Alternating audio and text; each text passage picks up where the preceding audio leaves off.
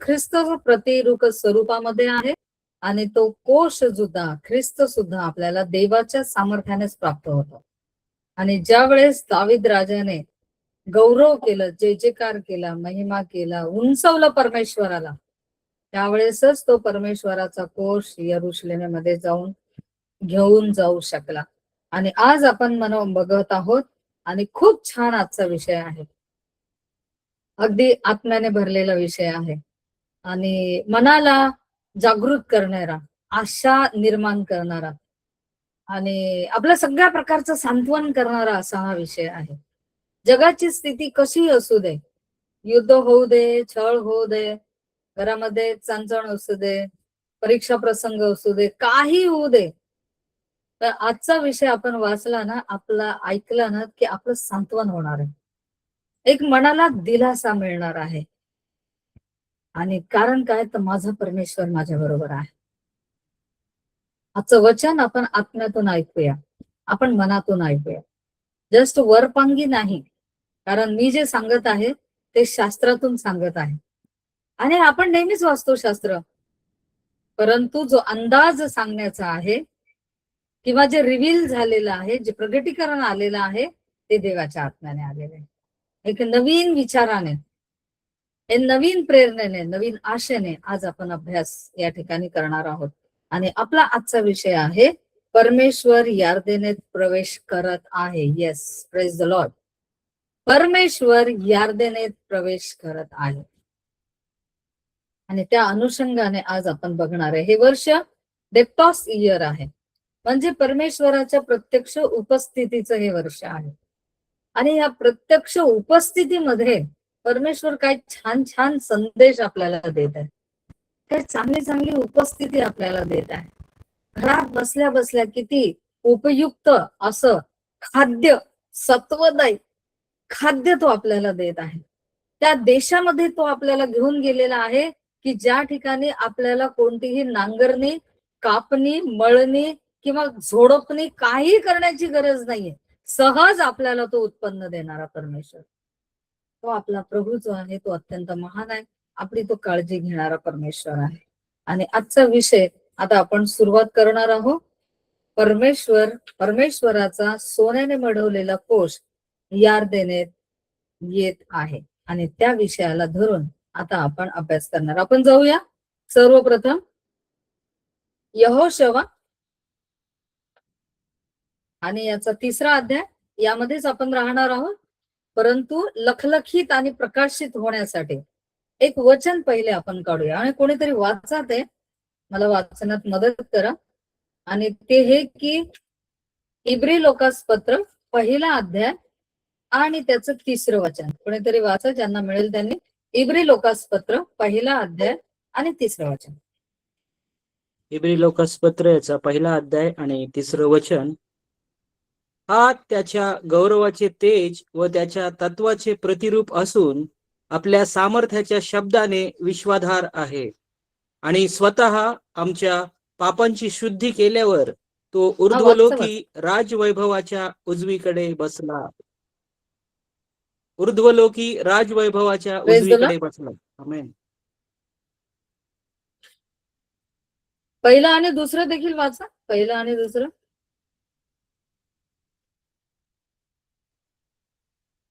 देव प्राचीन काळी अंशांनी व प्रकारांनी संदेश त्यांच्या द्वारे आपल्या पूर्वजांशी बोलला. तो या काळाच्या शेवटी पुत्राच्या द्वारे आपल्याशी बोलला आहे. त्याने त्याला सर्व गोष्टींचा वारस करून ठेवले आणि त्याच्या द्वारे त्याने विश्व निर्माण केले. Amen. Praise the Lord. Thank you. काय लिहिलेलं आहे त्या ठिकाणी 3ऱ्या वचनामध्ये? हा त्याच्या गौरवाचे तेज, हा त्याच्या गौरवाचे तेज व त्याच्या तत्वाचे प्रतिरूप असून आपल्या सामर्थ्याच्या शब्दाने विश्वाधार आहे. गौरवाचं तेज हा प्रभू येशू ख्रिस्त आहे. कारण 2रं वचन म्हणतो, तो ह्या काळाच्या शेवटी पुत्राच्या द्वारे आपल्याशी बोलला. आणि तो पुत्र कसा आहे, तर गौरवाच्या तेजाने भरलेला आहे, जे मनुष्यामध्ये नाही आहे. त्या तेजाने, तेजोमय तो परमेश्वर आहे आणि त्याच्या तत्वाचे प्रतिरूप असा तो ख्रिस्त, जो प्रतिकात्मक स्वरूपामध्ये जुन्या करारामध्ये परमेश्वराने सर्वात पहिली वस्तू बनवायला लावली, आणि ती म्हणजे कोणती? सोन्याने मढवलेला कोश. तो त्या ठिकाणी गौरवाचं तेज म्हणून आणि तत्वाचं प्रतिरूप म्हणून त्यांच्या बरोबर होता. आणि त्या कारणाने त्यांना कोणताही त्या ठिकाणी प्रॉब्लेम झालेला नाही. राणावनातून प्रवास करत आहे, सरळ सरळ सहज सहज ते त्या ठिकाणी कनान देशामध्ये गेलाय. कारण गौरवाचं तेज जो प्रभू येशू ख्रिस्त, तो त्यांच्या समोर होता.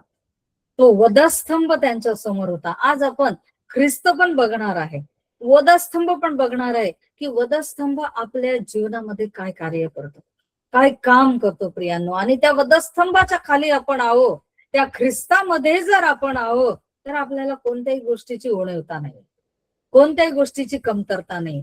जगिक गोष्टीकडे आपलं लक्ष जगिकतेमध्ये राहिलं तर आपल्याला खूप गोष्टींची गरज आहे, ते कधीच पूर्ण होणार नाही. पण आपलं लक्ष आपण स्वर्गीय गोष्टीकडे लावलं आणि जगाबरोबर तुलना केली, तर आपल्याला असं वाटतं की मला खूप मिळालेलं आहे, मला तर स्वर्गीय जीवन आहे, अनंतकालिक जीवन आहे, ज्या ठिकाणी मी मरणार नाही, मला कोणत्याही गोष्टीची कमी नाही, मी तर परमेश्वराच्या समोर राहणार आहे, परमेश्वराच्या बरोबर मी राहणार आहे, ज्या ठिकाणी ख्रिस्त पण आहे. माझे पाप पण आता कोणी आठवणार नाहीये, माझ्या दंडाज्ञा काढून टाकलेले आहे, माझे ऋणपत्र त्या ठिकाणी काय केलेले आहे? रद्द करण्यात आलेले. ज्यावेळेस हे आपण आत्मिक नेत्राने बघतो, त्यावेळेस आपल्याला वाटतो की मला तर खूप मिळालेलं आहे, मी तर खूप धन्य आहे, मी तर खूप आशीर्वादित आहे बाबा, माझ्यासारखं तर कोणीच नाहीये. प्रभू ये लवकर ये आणि मला घेऊन जा याच आशीर्वादामध्ये. ते एवढे आपण आशीर्वाद. आणि जगाकडे ज्यावेळेस आपण बघतो, तर मरेपर्यंत मनुष्य मागतच राहतो, दे दे दे दे दे दे, हे पण पाहिजे ते पण पाहिजे. त्याची त्याला कधीच पूर्णता होत नाही, असंतुष्ट मन राहतं. परंतु आत्मिक नेत्र हे देवाला त्या ठिकाणी तेजोमय करणार आहे.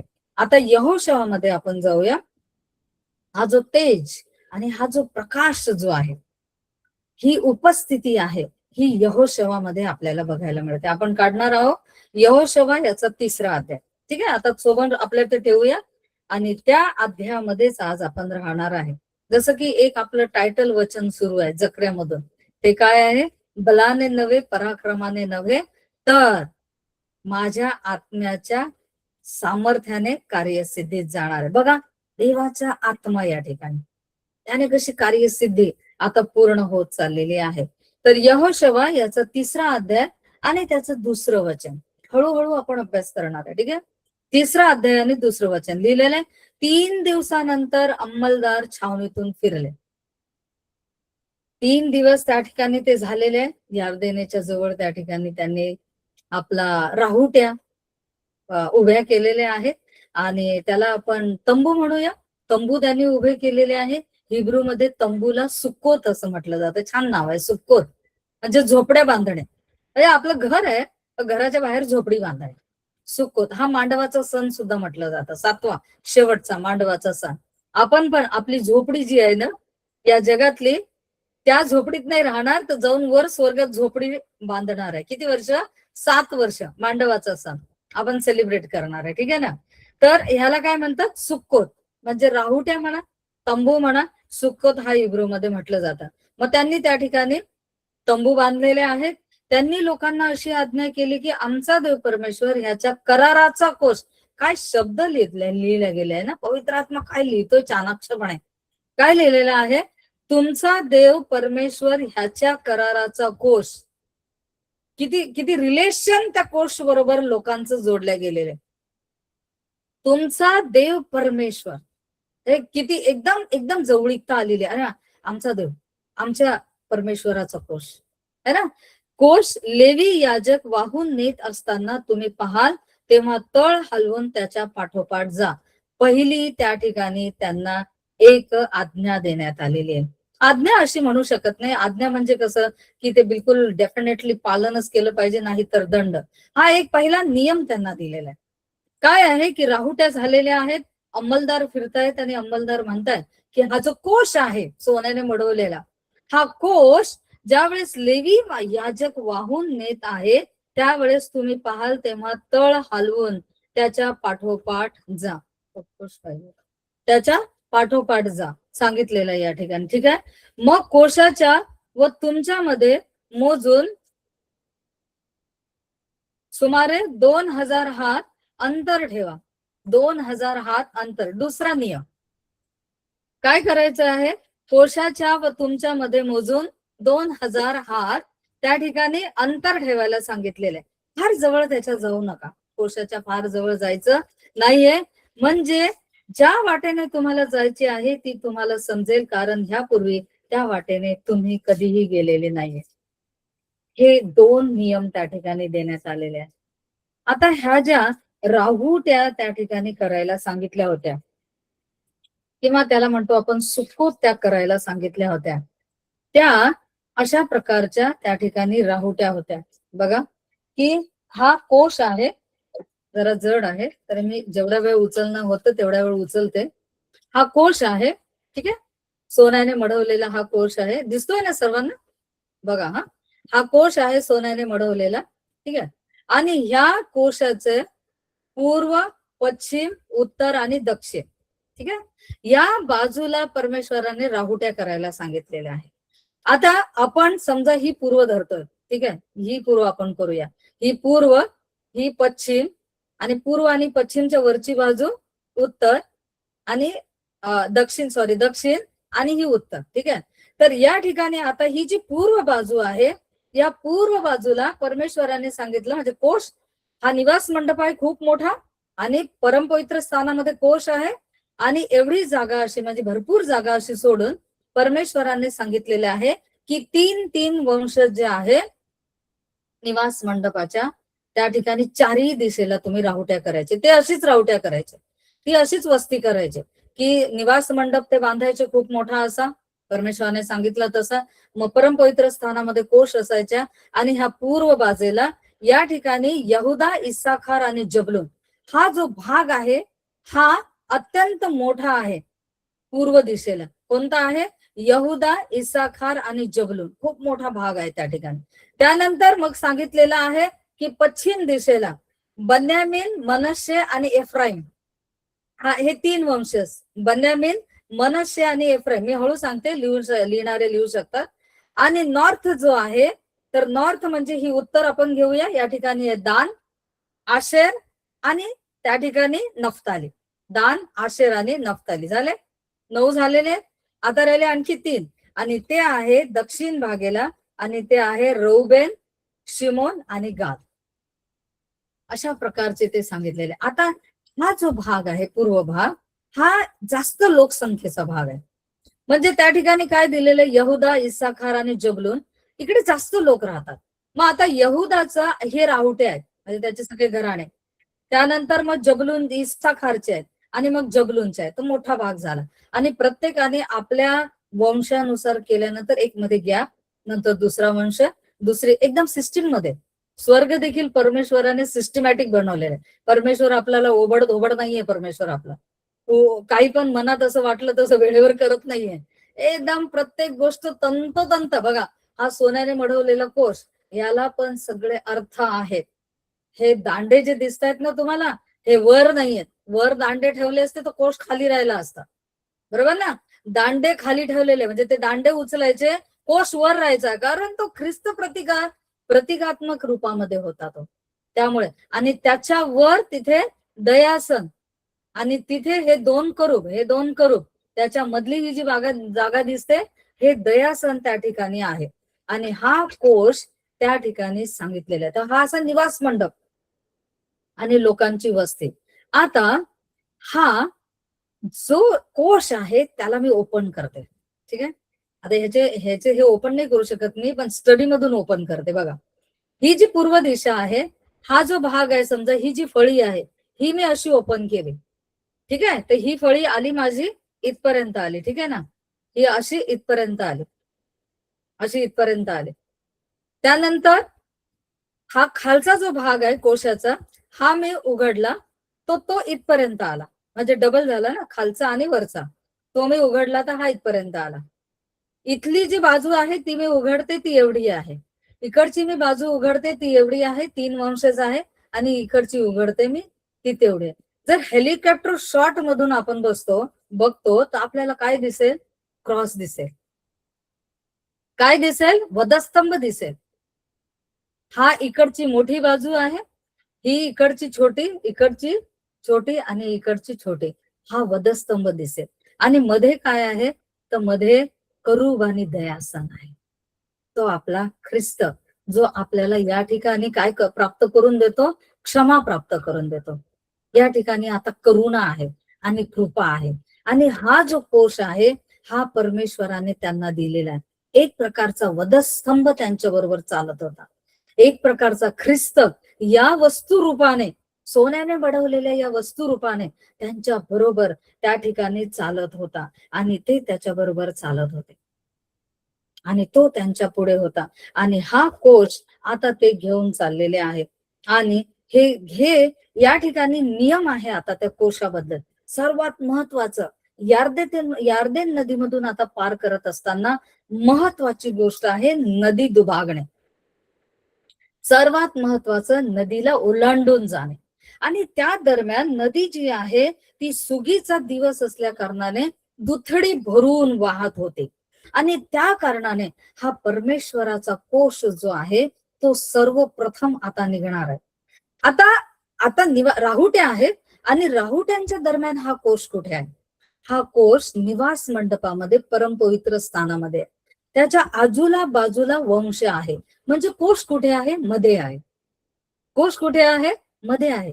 ख्रिस्त ज्यावेळेस आपल्या मध्ये आहे, ख्रिस्तामध्ये आपण आहोत, ख्रिस्त आपल्यामध्ये आहे, मग ख्रिस्त आणि आपण परमेश्वरामध्ये ज्यावेळेस आहोत, आपलं पतन जरी झालं, आपण ठोकर लागून पडलो तरी पडू कुठे?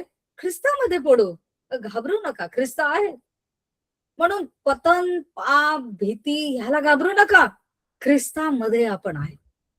ठीक आहे ना? ख्रिस्ताच्या मध्ये आपण. तर कोश कुठे आहे? राहुट्यांच्या मध्ये आहे. या ठिकाणी तो मध्ये आहे.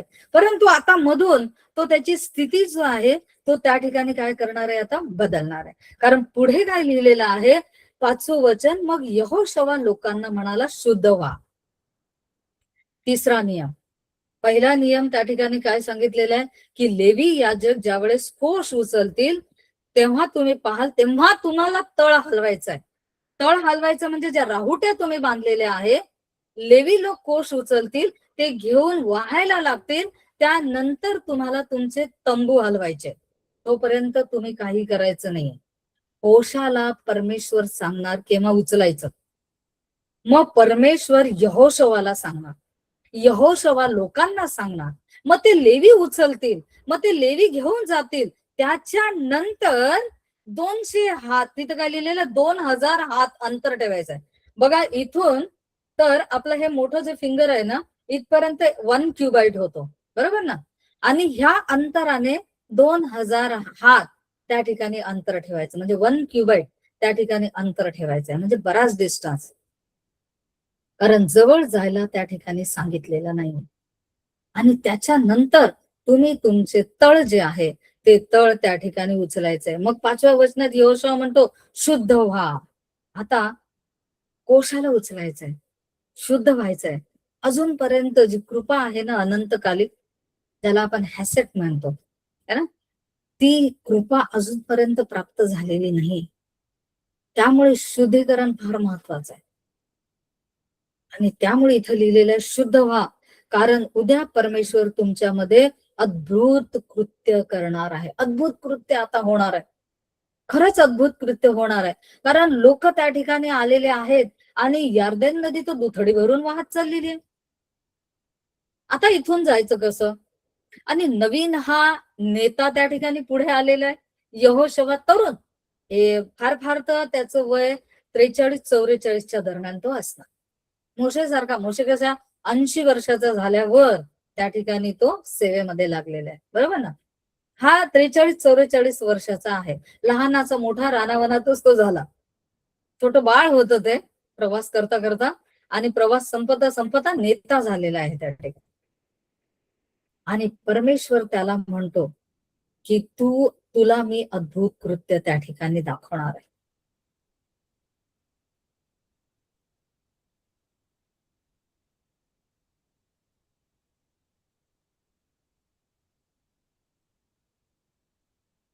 आज परमेश्वर आपल्याला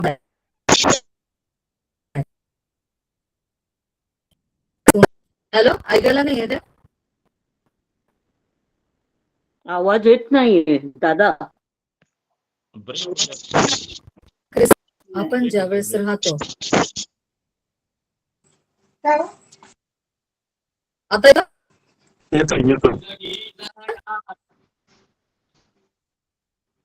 एक मिनिट. संडे एक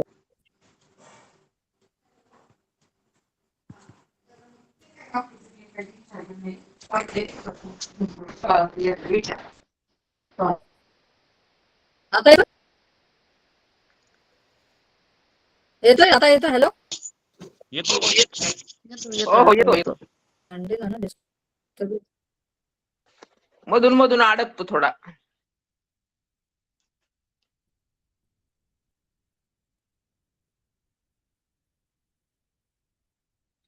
आता ठीक आहे, हो.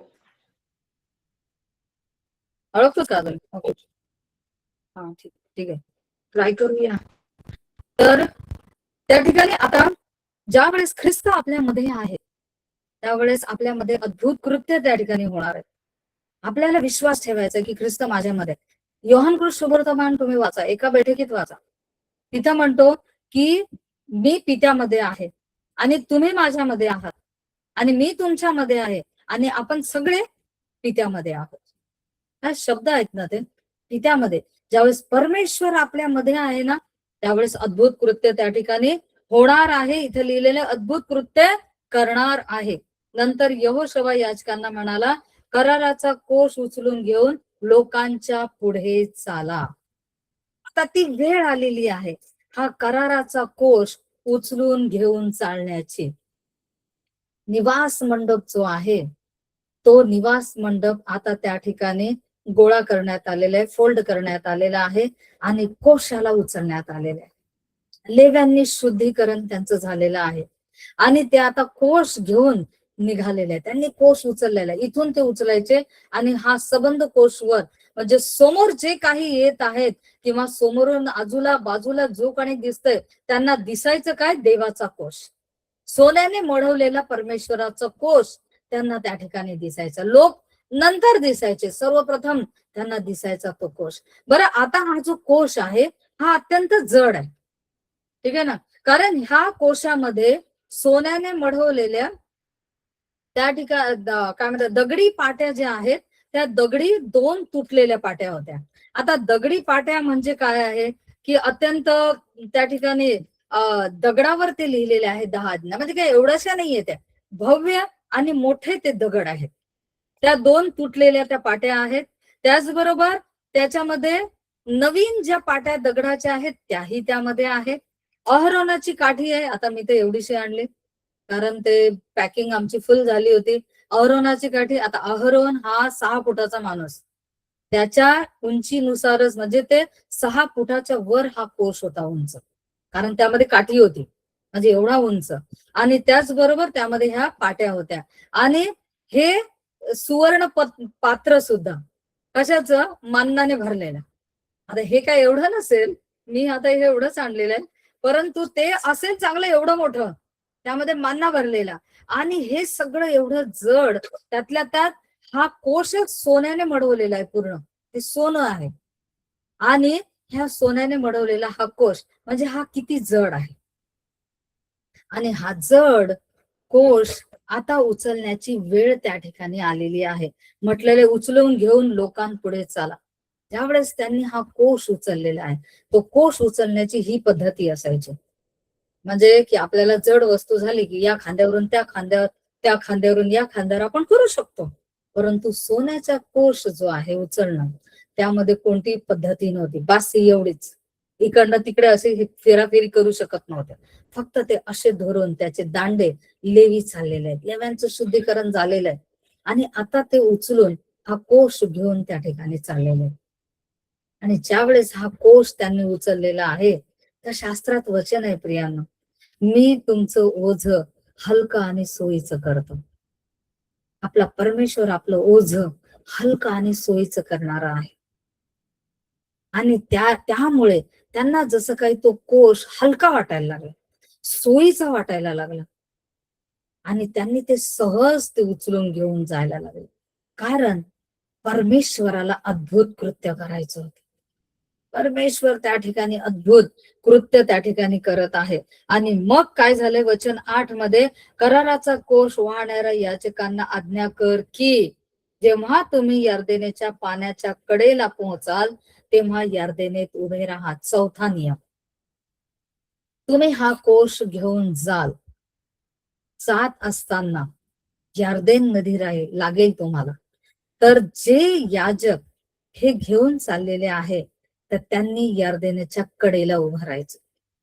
यर्देनेच्या कडेला ज्या वेळेस ज्या याजकांनी हा कोश पकडलेला आहे त्यांचे पाय लागतील. बघा, सेवकांचे पाय सुद्धा कामाला येतात है ना, त्यांचे पाय लागतील. त्यामुळे त्यांना सांगितलेलं यर्देनेच्या पाण्याच्या कडेला पोहोचाल तेव्हा यर्देनेत उभे राहा, यर्देनेत उभे राहा. मग आता हा परमेश्वराचा कोश कुठे आहे? पहिले निवास मंडपाच्या मध्ये 12 वंशांच्या मध्ये होता. आता तो जो कोश आहे तो उचलून लोकांच्या पुढे चाललेला आहे, आणि लोकांच्या पुढे जात जात जात जात तो आता यर्देनेच्या मध्ये आलेला आहे. यर्देनेच्या मध्ये आलेला आहे. म्हणजे बघा, परमेश्वराचा हा वधस्तंभ किंवा प्रभू येशू ख्रिस्त हा आपल्या मध्ये वस्ती करतो, आपल्या पुढे पण चालतो आणि आपल्या मध्ये पण येतो. आणि त्यामुळे आपल्याला दिसतं की आपलं जीवन हे आशीर्वादित झालेलं आहे. कारण आजूला बाजूला मागे पुढे मध्ये सगळीकडे तो आपल्याला पाखर घालतो, त्याची करुणा तो आपल्यावर करतो. मग यहोशुवा इस्रायल लोकांना म्हणाला, जवळ येऊन तुमचा देव परमेश्वर ह्याची वचने ऐका. यहोशुवा म्हणाला, जिवंत देव तुमच्यामध्ये आहे, जिवंत देव तुमच्यामध्ये आहे. कनानी, हित्ती, हिवी, परिज्जी, गिर्गाशी, अमोरी व यबुसी यांना तो तुमच्या समोर खात्रीने हाकलून देईल, हे येण्याप्रमाणे तुम्हाला कळून येणार आहे. आणि त्या प्रमाणे ते यर्देनेमध्ये आले आणि यर्देनेमध्ये त्या ठिकाणी उभे राहिलेले आहे. आता यर्देन दुथडी भरून वाहत आहे, आणि यर्देनेचं पूर्णपणे भरलेली म्हणजे पूरग्रस्त आहे जशी काही. आणि ज्या वेळेस तो कोश जो आहे यर्देनेमध्ये येऊन लेवी घेऊन उभे राहिले, त्यावेळेस वचन 16 मध्ये काय झालेलं आहे, तेव्हा जे पाणी वरून वाहत येत होते ते बऱ्याच अंतरावर, जसं कोशाला बघितलं, ही यर्देन नदी आता त्या ठिकाणी वाहत आहे, आणि ही यर्देन नदीच्या मध्ये हा कोश आलेला आहे. आणि त्यावेळेस काय झालेलं आहे की जसा हा कोश आलेला, तर इथून बराच अंतरावर म्हणजे सारताना जवळील आदाम नगराजवळ साठवून चढले. जसा कोश पाण्याला पुराच्या दिसला, ते पाणी वर जाऊन आदाम नगरापर्यंत सरकलं. आदाम नगरापर्यंत का सरकलं प्रियांनो पाणी? कारण काय, पापाची सुरुवात हे आदामापासून झालेली आहे. आदामाच्या द्वारे आज्ञाभंग झाला, त्यामुळे शाप आला, शापामुळे दंड आला, आणि दंडामुळे मनुष्यावर मृत्यू आला.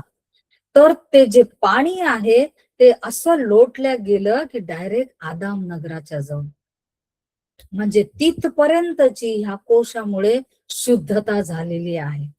तिथपर्यंत ते लोटल्या गेलं. जिथून पापाची सुरुवात झाली तिथे ते लोटल्या गेलं, आणि तिथे पाप मुक्ती त्या ठिकाणी प्राप्त झालेली आहे. त्यानंतर खाली लिहिलेलं आहे, आणि साठून चढले व त्याची रास झाली. आणि जे पाणी आराबाचा समुद्र म्हणजे क्षार समुद्र ह्याच्याकडे जात होते ते अगदी वाहून मग ते लोक यरिहो समोरून पार निघून गेले, अगदी वाहून गेले.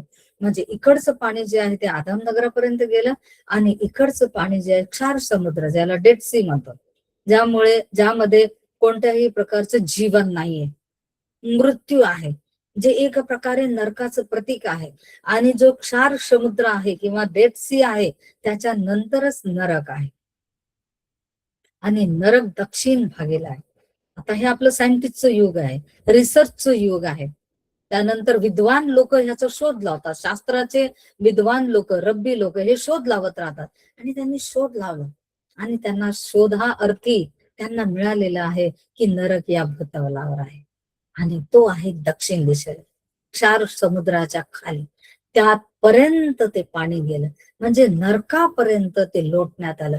म्हणजे प्रभू येशू ख्रिस्ताने सगळी ज्या ठिकाणावरून पापाची सुरुवात झाली आणि ज्या ठिकाणी पापाचा अंत होता तिथपर्यंतच सर्व त्या ठिकाणी शुद्ध करून लोटून टाकलं. आणि ह्या कोश मध्ये उभा आहे, त्यामुळे नवीन एक मार्ग तयार केला. नवीन मार्ग, धारणाचा मार्ग, जीवनाचा मार्ग, सत्याचा मार्ग, नवीनीकरणाचा, नवीन जन्माचा, रिडम्शनचा मार्ग त्याने नवीन दिला. आणि त्यामुळे तो कोश त्या ठिकाणी त्या नदीमध्ये राहिला. बघा, आता वरून बघितलं तर कसं दिसतं आपल्याला, पाणी इकडनं इकडे गेलं, हे इकडनं इकडे गेलं, आणि नवीन एक मार्ग तयार झाला, वधस्तंभ. त्या ठिकाणी आपल्याला वधस्तंभ दिसतो, ख्रिस्त आपल्याला दिसतो. हा कोश ख्रिस्त प्रतिकात्मक स्वरूपामध्ये आहे, जो आपल्याला जीवन देणारा आहे. आणि भविष्यामध्ये मी स्वतः देह धारण करून येईन, मी सर्व जगाचे पाप स्वतःवर घेईन, आणि त्यासाठी मी परमेश्वराला क्षमा मागेल, मी खंडणी प्राप्त करून देईन, आणि सर्वांना मी मुक्त करेन. हे या ठिकाणी प्रमाण देण्यात आलं की मी नवीन मार्ग देणार. बघा, हा नवीन मार्ग मी आलोय. हा असा जो कोश उभा राहिल्याने हे पाणी इकडे सरकलं आणि इकडे सरकलं, दुभागली नदी, त्या प्रकारे मी या जगाला दुभागून टाकेल आणि नवीन मार्ग, सत्याचा मार्ग मी देईन. आणि त्यानंतर प्रभू येशू ख्रिस्त या जगामध्ये आला आणि त्याने नवीन जीवनाचा मार्ग दिला, पापांची क्षमा आपल्याला दिली. आता आपल्यावर कोणती दंडाज्ञा नाहीये, जगाबरोबर आता आपला न्याय नाहीये. न्याय आहे जगाचा, परंतु आपला नाही. आपण त्यातून सुटलो आणि पार निघून गेलेलो आहे. तिथे लिहिलंय, मग ते लोक यरीहो समोर पार उतरून गेले. आता एक शब्द, त्याचा अर्थ बघूया. बघा काय छान अर्थ आहे, आणि तो म्हणजे यार्देन. कारण आता या विषयामध्ये यार्देन महत्वाची आहे, नदी महत्वाची आहे. यार्देन यार्देन यार्देन चाललंय. तर यार्देन म्हणजे काय, तर आता हिब्रू शब्द यार्देन आहे हा, ठीक आहे ना. तर यार्देन म्हणजे काय, तर यार म्हणजे होतं खाली जातोय, यार म्हणजे खाली जातोय, गोइंग डाऊन, ठीक आहे ना. आणि देन म्हणजे न्याय, जजमेंट. देन म्हणजे न्याय, जजमेंट. यार्देन म्हणजे काय, तर ख्रिस्त आपल्या सर्वांसाठी सर्वात खाली न्यायास सादर झाला. ही जी यार्देन नदी आहे, ही जगातली सर्वात खालची जागा आहे, अख्ख्या भूतलावरची सर्वात खालची जागा. कारण त्यानंतर हा खाली खाली खाली खाली दक्षिण भागेला 4 समुद्र, आणि नंतर नरक आहे, आणि पृथ्वीचा शेवट आहे. सर्वात खालच्या भागेला हा कोश तारणासाठी उभा राहिला. एवढंच नाही प्रियांनो, तर ह्या यार्देन नदीमध्ये जिथून हे लोक प्रवास करून गेले ना कोश घेऊन, त्याच ठिकाणी प्रभू येशू ख्रिस्त उभा राहिला. आणि योहान म्हणतो, आता हे पण मी करू का, काय हे नाही, मी नाही करणार. प्रभू येशू ख्रिस्त त्याला म्हणतो, हो दे आता, हे होऊ दे ना आता. आणि तो पाण्यात उतरतो. ती जागा, ती या भूतलावरची सर्वात खालची जागा होती. त्या खालच्या जागेवर तो उभा राहिला, आणि जगाचं पाप त्याने स्वतःवर घेतलं, त्याला होकार त्याने दिला. आणि त्या ठिकाणी जगाच्या खालच्या एकदम जागेवर, पातळीवर, कारण तर पातळात प्रभू येशू ख्रिस्त उभा राहिलेला असताना परमेश्वर म्हणाला, हा माझा परमप्रिय पुत्र आहे, याच विषयी मी संतुष्ट आहे. तिथं देवाने त्याचं गौरव केलेलं आहे. त्या ठिकाणी देवाने त्याचं गौरव केलं. दुसऱ्यांदा परमेश्वराने त्याचं गौरव केलं. हर्मन जो पर्वत आहे, ज्या ठिकाणी तो आपल्या 3 शिष्यांना घेऊन गेला, आणि त्या ठिकाणी ते 3 जण होते, आणि त्याचं रूप पालटलं, आणि ते म्हणायला लागले की हा, अरे बापरे, मी 3 मंडप बांधतो या ठिकाणी. परमेश्वर म्हणाला, हा माझा परमप्रिय पुत्र आहे, याच विषयी मी संतुष्ट आहे, ह्याच तुम्ही ऐका. उंच भागावर, भूतलावर परमेश्वराने त्याचं गौरव केलं. सर्वात खाली भागावर परमेश्वराने पुत्राचं गौरव केलं. आपल्यासाठी परमेश्वर सर्वात खालच्या जागेवर, म्हणजे नरकामध्ये तो गेलाय आपल्याला काढायला. आपण त्या नरकामध्ये, दलदलीमध्ये फसलेले, बरबटलेले, घाणेरडे वस्त्रे आपले झालेले, आपल्यामध्ये काही बघण्यासारखं आणि कोणतीही गोष्ट चांगली नसताना त्या स्थितीत तो आपल्याजवळ आलेला आहे. आणि उभा राहिला आपल्यासाठी आणि नवीन मार्ग आपल्याला दिला. आणि तो म्हणजे तारणाचा. तारण हे आपल्याला असं तसं मिळालेलं नाही, हे देवाच्या कृपेने आपल्याला प्राप्त झालेलं. याची जाणीव आपल्याला होणं अत्यंत महत्वाचं आहे प्रियाने. देवाची कृपा ही आपल्यावर फार मोठी आणि मोठी आहे. आणि पुढे लिहिलेलं आहे, परमेश्वराचा कराराचा कोश वाहणारे याजक यार्देनेच्या मध्यभागी. आता कोश पुन्हा कुठे आहे? यार्देनेच्या मध्यभागी. आणि मध्यभागी कोरड्या जमिनीवर स्थिर उभे राहिले. एवढा जड हा कोश, तुटलेल्या 2 दगडाच्या पाट्या, चांगल्या तयार झालेल्या 2 दगडाच्या पाट्या, किती मोठ्या मोठ्या असतील त्या, अहरोनाची एवढी लांब लचक काठी, ते भांड, सुवर्ण पात्र, आणि हे सगळं घेऊन ते एवढं जड ह्या वस्तू त्यामध्ये, आणि तो सोन्याने मडवलेला कोश हे घेऊन तिथे लिहिलेल्या जमिनीवर स्थिर उभे राहिले. हल्ले सुद्धा नाही, असे होते ते असे स्थिर उभे राहिले. आणि लोक किती आहे? जवळजवळ 22-23 लाख लोक आहेत. हे काही थोडे नव्हते. हे लोक जायला अख्खा दिवस गेला असेल. आणि ही वेळ जी आहे सकाळी 9ची आहे. परमेश्वराला ही वेळ पाडावं होते. यहुदी लोक जे आहे ना, यावेळेसच अर्पण देवाला सादर करतात. आणि संध्याकाळी भोर समय, संध्याकाळी गोधुनीच्या वेळेस, म्हणजे सनसेटच्या वेळेस, तर पूर्ण दिवसच त्यांचा गेला असेल. आणि ते त्या ठिकाणी त्या कोरड्या ठणठण पडलेल्या त्या दगडांवर त्या ठिकाणी स्थिर उभे राहिलेले आहे. आता बघा, हा कोश जो आहे तो पाण्यामध्ये उभा आहे. ठीक आहे, उभा आहे. आणि आता लोकांनी आपले तंबू हलवले आणि तंबूने एक एक एक एक एक एक वंशज आता या ठिकाणी येणं सुरू झालंय. हा कोश सोन्याने मडवलेला इथे, आणि एक एक एक एक लोक त्या ठिकाणी वंशज बाहेर चालत आहेत. कोशाच्या जवळून कोश तिथे स्थिर उभा, आणि प्रत्येक एक वंशज जे आहे ते एक एक एक एक एक एक जो वंश आहे तो निघून पार चाललेला आहे. कारण हा कोश काय म्हणतो त्या ठिकाणी, मी आहे, घाबरू नका, मी पाणी तिकडे लोटलेलं आहे, त्याची तिकडे बघा, तिकडे केवढी मोठी रास झाली आहे, इकडे खाली गेले, तुम्ही सरळ निघा इथून, बिलकुल घाबरू नका, मी आहे. कारण स्थिर खंबीर हा कोश त्या नदीमध्ये उभा आहे. त्यामुळे हे पाणी इकडचं इकडे येणार नाही आणि इकडचं इकडे पण येणार नाही. काही संबंधच नाही त्या पाण्याचा. ज्या वेळेस हे यार्देनेचं पाणी एक संकट, एक समस्या, एक प्रॉब्लेम म्हणून आपल्या जीवनामध्ये असं उसंबळ मारून येत असेल ना, त्यावेळेस हा ख्रिस्तरूपी वधस्तंभ जो आहे ना, तो आपल्या जीवनात ठेवा. सगळं आजूला बाजूला निघून जाणार आणि आपण सरळ त्या समस्येतून बाहेर चालत राहणार. सरळ सगळे लोक, लहान मोठे सगळे, त्या कोशाच्या जवळून ते आरामात तिकडनं पार गेले आणि त्या यरिहो मधून ते गेले कनान देशात, डायरेक्ट कनान देशामध्ये. आणि ख्रिस्त तिथे दोघांच्या मध्ये उभा आहे. तो कराराचा कोश आहे, तो कराराचा मध्यस्थ आहे, आणि तो त्या ठिकाणी स्थिर, तिथे लिहिलेलं आहे, किती छान लिहिलेलं आहे, स्थिर जमिनीवर स्थिर उभे राहिलेले आहे. आणि लिहिलेले, आणि सर्व इस्रायल कोरड्या जमिनीवरून पार निघून गेले. अशा प्रकारे झाडून सारे राष्ट्र यार्देने पलीकडे निघून गेले. झाडून म्हणजे कोणीच राहिलेलं नाही. झाडून जाणे यामध्ये काय अर्थ बाहेर पडतो प्रियांना? मी थोडस एक्स्ट्रा मनन करत होते, त्यातून मला असं दिसलं आणि मला एवढा दिलासा आला की परमेश्वराने म्हटलेलं आहे की मी कोणाचाही नाश करणार नाहीये. अर्थात सगळेच जण त्या ठिकाणी परमेश्वराच्या जवळ जाणार आहे. आणि योहानाने पण दृष्टांत बघितला, त्यावेळेस त्याला मोठा लोक समुदाय दिसला जावळ्या हातामध्ये घेऊन. म्हणजे नाश कोणाचा होणार नाहीये प्रिया, कारण नरक जो आहे त्याने सैतान आणि सैतानाच्या दूतांसाठी तयार केलेले. पण सैतान आणि सैतानाच्या दूतांप्रमाणे जो वागतो आणि हटवादीपणा करतो, देवाच्या जवळ शेवटपर्यंतही येत नाही, तो मात्र जाऊ शकतो. बाकी देवाची इच्छा नाहीये की कोणाचा नाश व्हावा. या ठिकाणी लिहिले, झाडून सारे राष्ट्र यार्देने पलीकडे निघून गेले. झाडून सगळेच्या सगळे त्या ठिकाणी. किती आशा आहे या ठिकाणी. छोट्या मोठ्या गोष्टींसाठी, चुकांसाठी.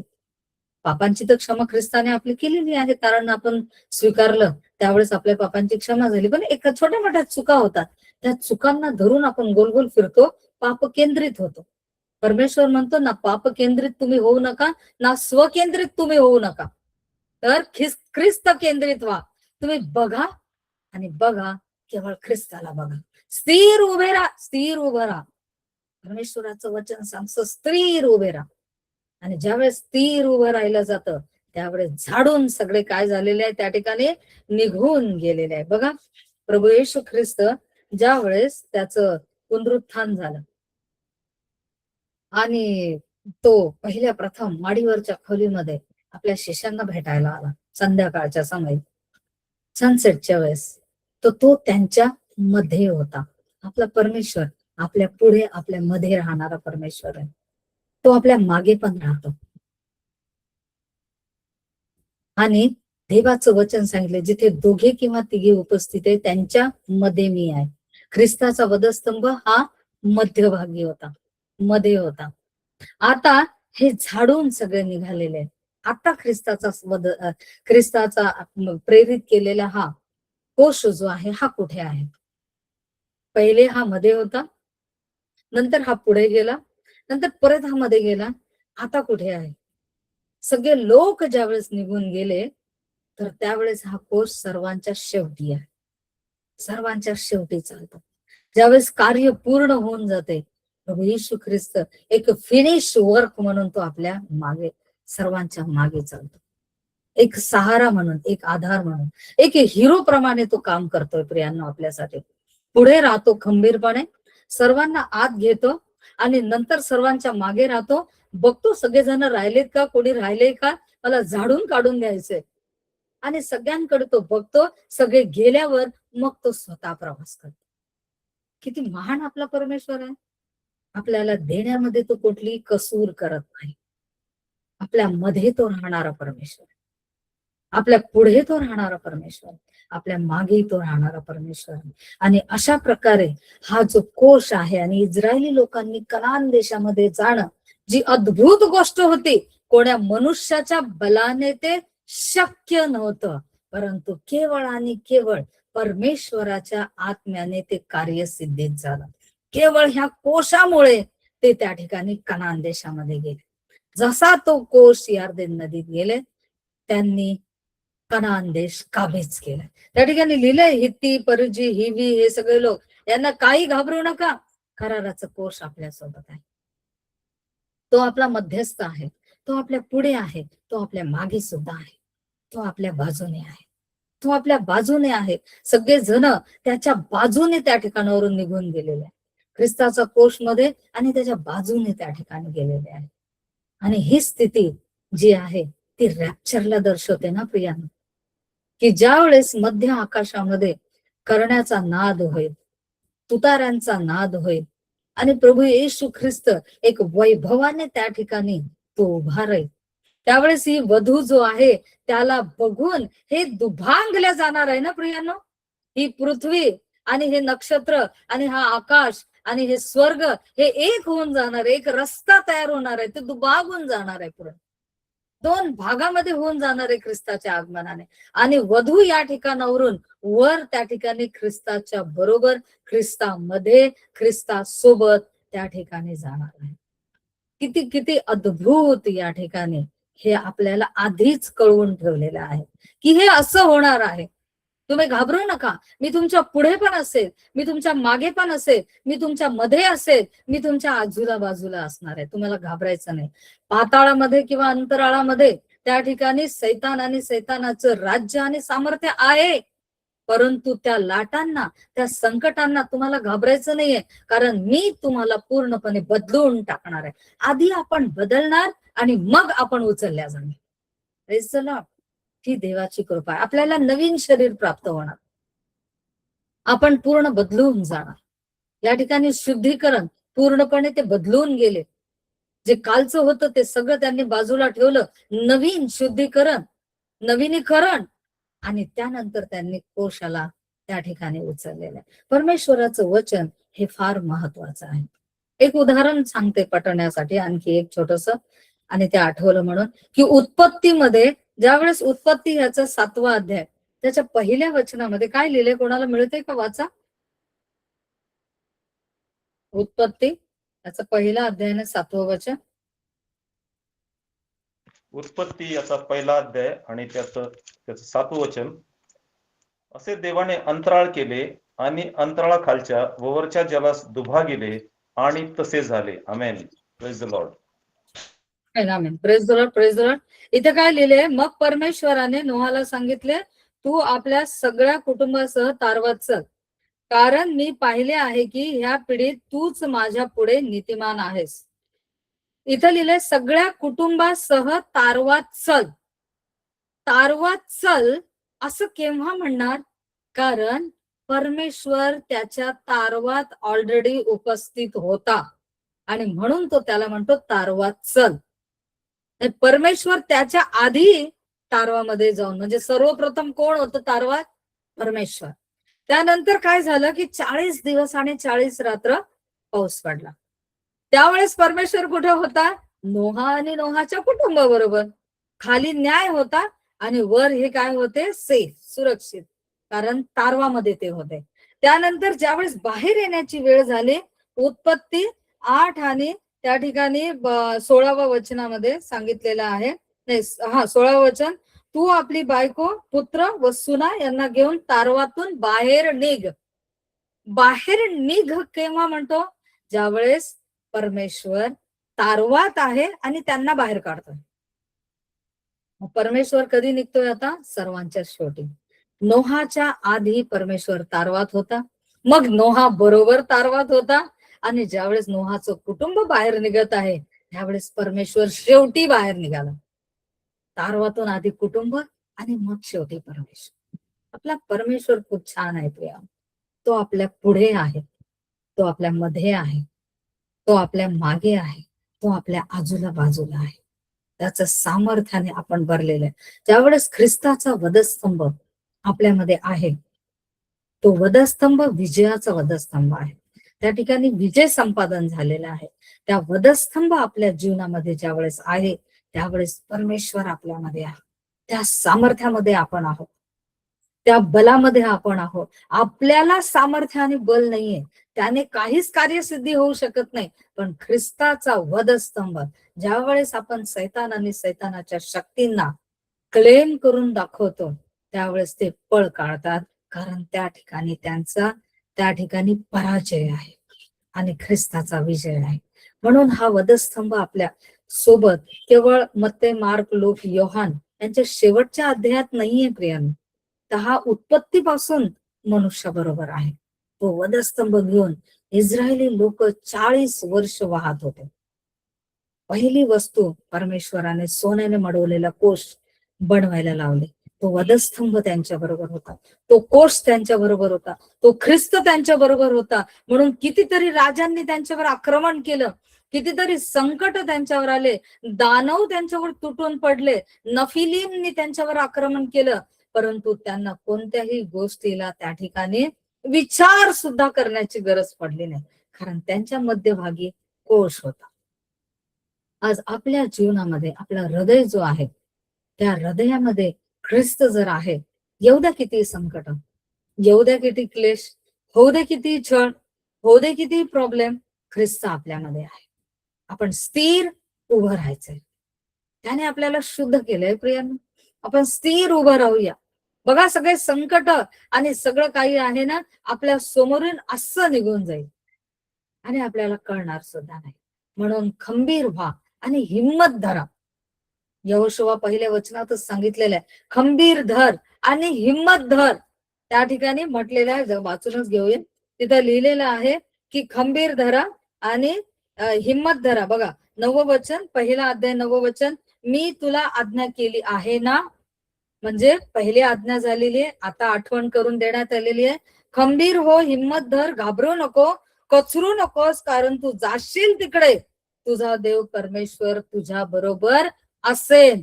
होता, राहील नाही, असेल वर्तमान काळामध्ये, म्हणजे तो सर्वदा आपल्या बरोबर आहे. आणि त्यामुळे आपल्याला संकट येऊ, त्रास येऊ, ही यार्देन अशी गुथडी भरून आपल्या जीवनामध्ये वाहायला येऊ, काही हो, आपला ख्रिस्त, त्याचा वधस्तंभ, तो आपण घेऊन चालायचा. ज्यावेळेस तो आपल्या बरोबर आहे आपण सगळ्या संकटातून पार जाणार. नवीन मार्ग तो आपल्याला देणार. एकच मार्ग इस्रायली लोकांना सर्वप्रथम दिसला असेल, यार्देन नदी. हिचं काय करायचं, हिला कसं पार करायचं. परंतु तो मार्ग तो कोशाने सहजच घालवला. कोश उभा राहिला, नदी 2 भागामध्ये दुभागली. आज देवाचं वचन आत्म्यातून आपल्याला काय शिकवतं? देवाचं वचन आत्म्यातून आपल्याला शिकवतं. खिन्न आहोत आपण, दुःखी आहोत, आपल्याला त्रास आहे, संकट आहे, स्थिती परिस्थितीमधून आपल्याला बाहेर पडवल्या जात नाहीये. अशा स्थितीमध्ये स्थिर उभे राहा. परमेश्वर आपल्या बरोबर आहे. तो लवकरच आपली सुटका करणार आहे. तो लवकरच आपल्याला या सर्व स्थिती परिस्थितीतून घेऊन जाणार आहे. हे डेक्टॉस वर्ष आहे, परमेश्वराच्या प्रत्यक्ष उपस्थितीचं वर्ष आहे. या वर्षामध्ये परमेश्वर आपली भेट या प्रकारे घेईल की आपण वर उचलले जाऊ. या प्रकारे घेईल की सर्व संकट आहेत, पण आपण मात्र आनंदी आहोत, आपण मात्र खुश आहोत. आपल्याला काही फरक पडत नाही, कारण परमेश्वर आपल्या बरोबर आहे. तर देवाची स्तुती करते, देवाला खूप मी धन्यवाद देते आणि त्याचे आभार मानते की ख्रिस्ताचा वधस्तंभ जुन्या करारामध्ये मला प्रगट करता आला आणि ख्रिस्ताला सुद्धा मला जुन्या करारामध्ये तुम्हाला प्रेझेंट करता आलं. कारण मी नेहमी म्हणते की हे 66 पुस्तकांचं एक मोठं शास्त्र आहे आणि ह्यामध्ये नवीन जे पुस्तक आहे, नवीन करार जो आहे तो एक पुस्तक आहे, परंतु जुना करार हे डायजेस्ट आहे, गुरुकिल्ली आहे. आणि त्या गुरुकिल्ल्याला ज्यावेळेस वाचतो त्यावेळेस नवीन करारामध्ये काय घडलं ना ते आपल्याला स्पष्ट समजतं आणि आपल्याला कळलेलं आहे की वधस्तंभ ही तात्पुरती पटकन इमिडिएट परमेश्वराने केलेली योजना नाहीये प्रियांनो. तर ती युगाच्या पूर्वीचीच आहे की मी देह धारण करून जगाच्या तारणासाठी येणार आहे. मग तो जुन्या करारामध्ये वस्तूंच्या स्वरूपामध्ये त्यांच्या बरोबर राहत होता, देवदूतांच्या स्वरूपामध्ये त्यांच्या बरोबर राहत होता, जळतं झुडूप जे आहे, त्यानंतर दीपस्तंभ जो आहे, या स्वरूपामध्ये तो त्यांच्या बरोबर कसा ना कसा त्यांच्या बरोबर राहत होता. आणि आपल्या बरोबर आता तो स्वतः पहिला कैवारी म्हणून राहत आहे. तो पहिला कैवारी आहे आपला, तो आपला मध्यस्थ आहे, तो आपलं जू वाहणारा परमेश्वर आहे. तो म्हणतो तुमचं जू मला द्या, जड आहे माझं घ्या, फार सोयीचं आहे आणि हलकं आहे, खूप सोयीचं आणि हलकं. आणि दुसरा जो कैवारी आहे त्यालाही त्याने आपल्यासाठी पाठवलं, तो म्हणजे पवित्र आत्मा, तोही आपल्या बरोबर आहे. आणि दोन्ही कैवारी आपल्या, कारण त्याची इच्छा आहे आपण अनाथ असू नये. वा काय देवाला आपली काळजी आहे प्रियांनो, अनाथ असू नये. ज्यावेळेस लेकरं अनाथ असतात ते आपल्या जगिक आई वडिलांसाठी त्या ठिकाणी तडपडत असतात, रडत असतात, म्हणतात की मलाही आई असते तर, मलाही वडील असते तर. परमेश्वर म्हणतो की तुम्ही अनाथ राहू नये म्हणून मी गेल्यावर दुसरा कैवारी पाठवतो.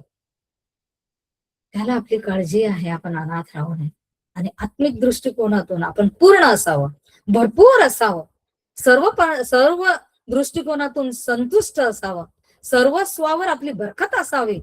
त्यासाठी त्याने त्याच्या आत्म्याने कार्यसिद्धीस गेलेलं आहे. आणि आपण बघितलेले आहे सगळ्या याच्यातून की मनुष्याच्या सामर्थ्याने ह्या गोष्टी नाही मिळणार. ही जी गोष्ट आज आपण बघितली किंवा हा जो वृत्तांत बघितला, ही घडलेली खरा हा भाग जो आज आपण अभ्यासलेला आहे, हा मनुष्याच्या पराक्रमाने झालेला नाही, यहोशवामुळे तो झालेला नाही किंवा लेवी लोकांमुळे तो झालेला नाही. केवळ आणि केवळ तो पवित्र सोन्याने मडवलेल्या कोशाद्वारे झालेला. आणि पवित्र मडवलेला सोन्याचा कोश जो आहे तो ख्रिस्त प्रतिकात्मक स्वरूपामध्ये त्यांच्या बरोबर होता, एक वस्तू स्वरूपामध्ये त्यांच्या बरोबर होता. आणि त्याद्वारे ते पार त्या ठिकाणी, ज्या ठिकाणी नफिलीम आहेत, दानव आहेत, त्यांच्या नगर जे आहे गगनचुंबी आहेत, त्या लोकांमध्ये जाऊन ते वस्तीला राहिलेले. तर मी देवाची स्तुती करते आणि परमेश्वराचे आभार मानते की ख्रिस्ताचं पुन्हा मला गौरव करता आलं, त्याची महिमा करता आली, त्याला उंच करता आलं, त्याची घोषणा करता आली. आणि ते करत असताना माझं मन अत्यानंदित झालेलं आहे. मी देवाची स्तुती करते की माझ्याद्वारे परमेश्वराचं गौरव होत आहे. देवाचे मी आभार मानते, तुम्हा सर्वांचे आभार मानते. आणि आपल्या मीटिंगचे आयोजक, नियोजक, त्याचबरोबर सुंदर असे गीत गाणारे एक सुंदर पुण्याचं कुटुंब, या सर्वांचे मनापासून आभारी आहे. देव बाप तुम्हा सर्वांना आशीर्वादित करो. Praise the Lord. God bless you.